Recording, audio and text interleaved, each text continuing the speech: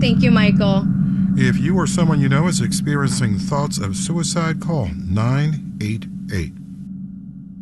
WNYC supporters include Pace University. Pace is committed to helping people go further with programs in environmental law, finance, nursing, and the performing arts in New York City, Westchester County, and online. Learn more at gogetters.pace.edu. On the next Brian Lehrer Show, the U.S. and the Middle East as seen by Steve Call. The Pulitzer Prize-winning author has a new book called The Achilles Trap about the long relationship between the United States and Saddam Hussein in Iraq, but he'll connect the dots even to U.S. policy toward the crisis in the Middle East today. Also, as always on Tuesdays, our climate story of the week. The Brian Lehrer Show, weekdays at 10 a.m. on WNYC. Marketplace Morning Report is coming up next, and then in 10 minutes at 9 o'clock, it's the BBC NewsHour on WNYC. Let's check in with London to see what they're working on. London, good morning. Good morning, WNYC. I'm Nuala McGovern. On today's NewsHour, US President Biden says he hopes to have a ceasefire by next Monday in the Israel-Gaza war. We'll discuss the challenges that remain, plus the life and death of Flacco, the celebrity owl who escaped captivity. That's BBC NewsHour coming up at 9 on WNYC.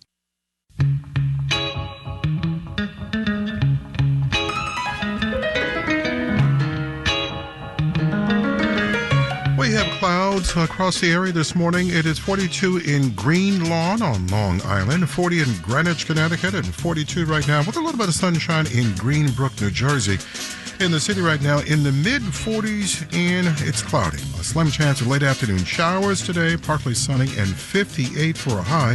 Tomorrow we'll reach into the low 60s with showers. It'll be gusty, and then Wednesday night some rain with high winds as the temperature drops all the way to freezing in the city. 46 and cloudy now at 8:52.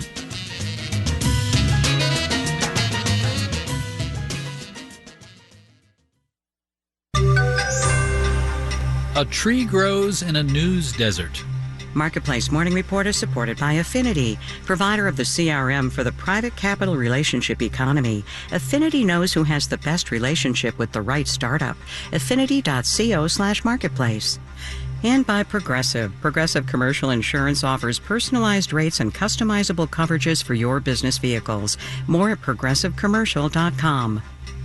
I'm David Brancaccio. They say all politics is local, so where's the local news coverage this election year? I've been traveling to what are called news deserts in Super Tuesday states to hear about the business models that are failing or informing voters as they make their choices in 1 week. Our Democracy in the Desert coverage stays in Texas this morning, part of a group of 6 contiguous counties close to the U.S. border listed as news deserts. Yesterday we heard about the last daily newspaper in Val Verde County that folded more than 3 years ago. Today, who's covering things now? If I can get a better understanding of what is needed. On a winter Wednesday in the county seat of Del Rio, the best show in town may be this regular meeting of the elected commissioners who see to the county's business. The presiding officer for the county is unhappy with the city, and his language is Texas spicy. We met with him, and he's a dipshit. The commissioners, experts, and residents are looking to fix low water pressure in one neighborhood. Things also get edgy about a location for early voting in the run-up to next week's election. The more cramped space wins. It's crucial stuff. And are there any reporters in this news desert to write up the highlights, other than a visitor like me? Well, there is. A very experienced reporter named Karen Gleason. All politicians will talk to me. I make a deal with people. I say either answer my phone call or tomorrow morning I'm going to show up outside your office. And over the years, I have built trust with these people. Gleason's been reporting from this part of Texas since the 1980s, with many years at the Del Rio News-Herald, the daily paper that died in 2020. Now she works for the local online news site here called 830 Times. 830 is the area code. Karen is very good at stories small and stories big.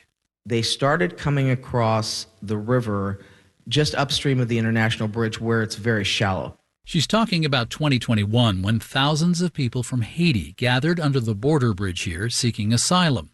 Now, if you need context and depth, our colleagues at Texas Public Radio would, in the fullness of time, provide that with an incisive and extensive podcast series called Line in the Land.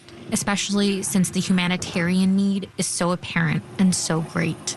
But in the very first days of the story, locals were desperate for news on what was happening on the ground, with Border Patrol limiting access. It was Gleason with the contacts to enlist help from the mayor, who had gone to school with her son. He goes, "We're going to hide you in the back of my car." They covered me with blankets, and we went through the Border Patrol checkpoint at the fence, and he'd tell me, like, "Okay, nobody's looking." 830 Times is nonpartisan and has a paper edition that comes out Fridays, plus occasional Facebook Live broadcasts. It is not the newspaper of yore, but it is a resource.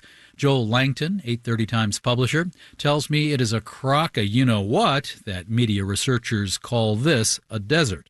We put out anywhere from 24 to 40 pages of news every week. It's hyper-local, but if you talk to some pointy head from Northwestern University, they're going to say it's a news desert. Well, I guess what? You haven't set foot here. He's selling ads and paid legal notices to bring in money. Langton had a long career with the Air Force and did PR for the base here, Laughlin. Like many a startup, 830 Times has been supported in part by Joel's own savings. My retirement fund is not as good as it was, but it's not being drained as quickly as it was at one time either.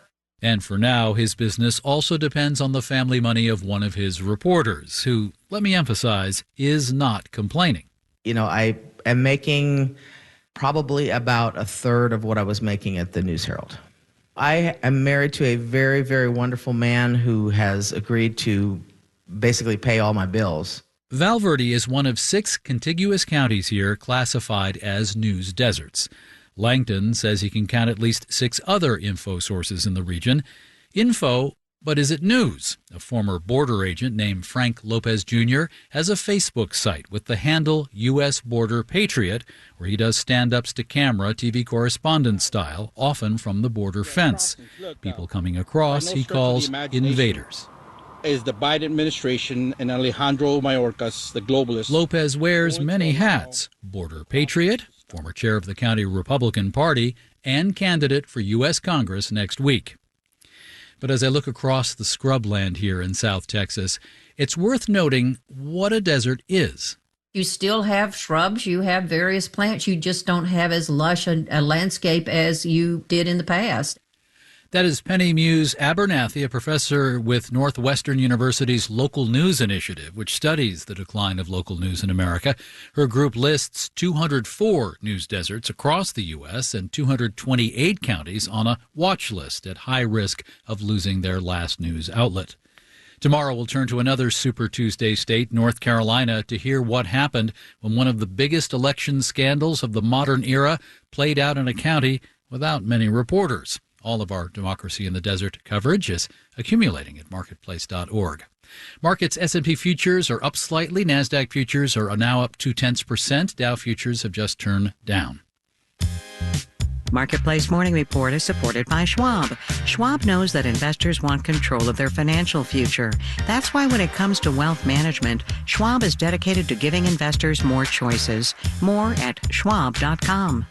And by Odoo, focused on providing all-in-one open-source business management software with fully integrated applications for every business need. More at odoo.com. We're tracking the story in progress. Trouble at pharmacies processing prescriptions because of a cyber attack that began last week. The alleged perps, a known criminal ransomware outfit. Here's Marketplace's Nova Safo. The ransomware attack prompted United Healthcare to take offline an IT system which helps pharmacies process claims. The company could not estimate how long the disruption would last. Reuters says the group behind the attack is the ransomware gang known as Black Cat. In December, law enforcement took several of its websites down. The group at the time promised retaliation. It's unclear what the extent of the current disruption is, but pharmacies say it's causing a significant backlog. They're urging patients who are running out of prescriptions to contact providers for a few days' supply to hold them over. I'm Nova Safo for Marketplace. And in New York, I'm David Brancaccio. You're listening to the Marketplace Morning Report from APM, American Public Media.